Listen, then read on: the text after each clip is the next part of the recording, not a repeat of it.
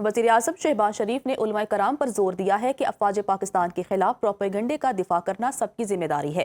اسلام آباد میں علماء کنونشن سے خطاب میں وزیر اعظم نے کہا، کچھ لوگ عسکری قیادت کے خلاف زہر آلود پروپیگنڈا کرتے ہیں۔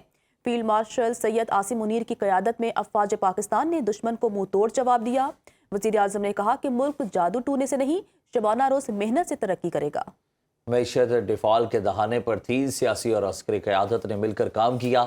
پاکستان معاشی استحکام کے بعد ترقی اور خوشحالی کے سفر پر گامزن ہے۔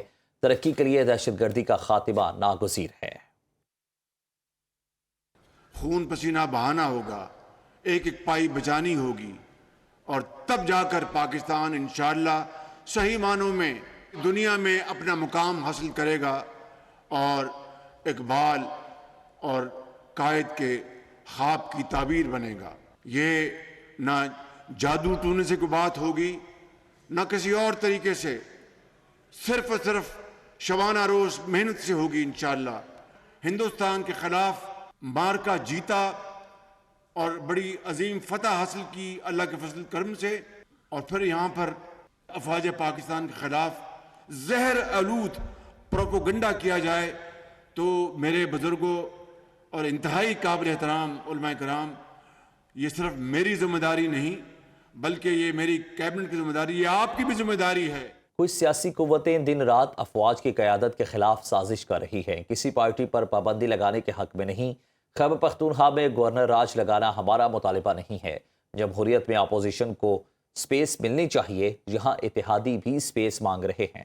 چیئرمین پاکستان پیپلز پارٹی بلاول بھٹو کی لاہور میں میڈیا سے گفتگو۔ بلاول بھٹو نے کہا، ملک خطرناک دور سے گزر رہا ہے، بھارت اور افغانستان سے خطرات لاحق ہیں، افغانستان سے دہشت گرد آتے ہیں، کارروائی کے بعد چھپ جاتے ہیں۔ مارکہ حق میں پوری دنیا نے پاکستان کی فتح کو تسلیم کیا۔ اس وقت اس ملک میں ایسے کچھ سیاسی قوتیں ہیں کہ اس کے بجائے کہ وہ پاکستان کے ساتھ کھڑے ہوں، اس کے بجائے کہ وہ پاکستان کے دشمن کے خلاف کھڑے ہیں، وہ دن رات ہمارے افواج کے قیادت کے خلاف، ہمارے افواج کے ساتھ وہ اپنے سیاسی طور پہ سازشیں پکاتے ہیں۔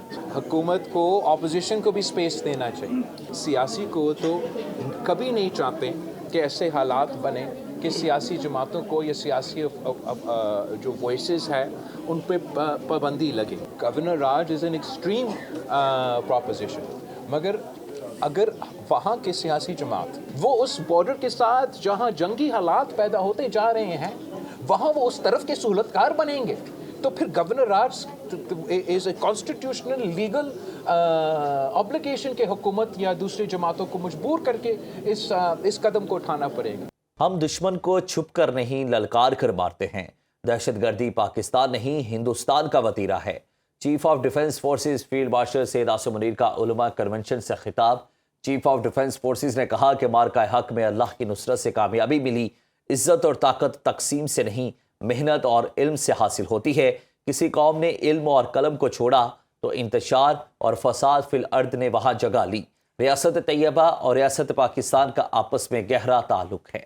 پاک سعودی عرب دفاعی معاہدہ تاریخی ہے۔ اللہ تعالیٰ نے تمام مسلم ممالک میں سے محافظین حرمین کا شرف پاکستان کو عطا کیا۔ اسلامی ریاست میں ریاست کے علاوہ کوئی جہاد کا حکم نہیں دے سکتا۔